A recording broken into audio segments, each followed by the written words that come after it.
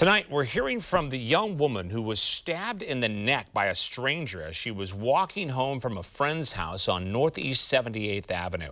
That attack happened in Portland's Roseway neighborhood last month, and it's leaving a lot of people on edge because whoever did it still has not been caught.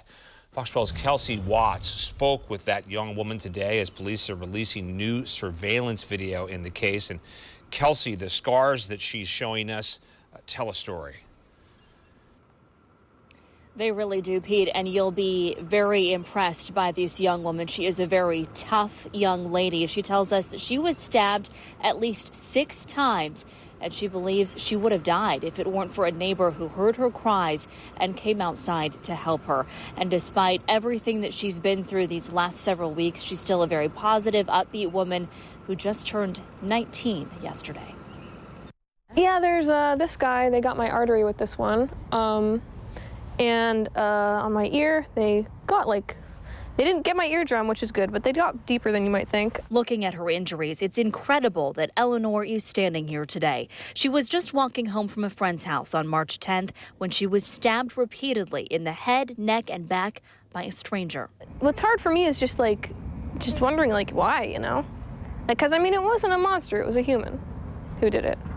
And so the question is just, what kind of human? Watch this newly released surveillance video showing Eleanor being followed by her attacker. She tells Fox 12 she wasn't wearing headphones, but she was lost in thought, worried about her homework, and didn't know anyone was behind her until it was too late. I was sort of looking down at the ground, and there was a street lamp behind me, and I saw this person's shadow to the left in front of me.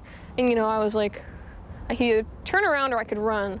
And I turned around as a stupid person, and then they stabbed me. She was wearing a big backpack, which helped break her fall. Her attacker didn't even try to take her wallet or phone, and investigators have no idea why she was targeted. I was like, oh my God, I could die here. But then, from all my screaming, somebody came out. She was in shock. She came in and out of shock and was kind of incoherent. Last month, we spoke with Dave, the neighbor who heard Eleanor's screams and helped her until medics arrived. She spent a week in the hospital, and Dave probably saved her life. Eleanor says she hasn't met him yet, but she wants to. I've been thinking about it, and I've been thinking about how to best sort of say thank you. 2 simple words that mean the world from a young woman who is working hard to move forward, but is also desperate for her attacker to be caught. If you have any sort of knowledge then about, who or why, then I feel like you should tell somebody about that, anonymously or not.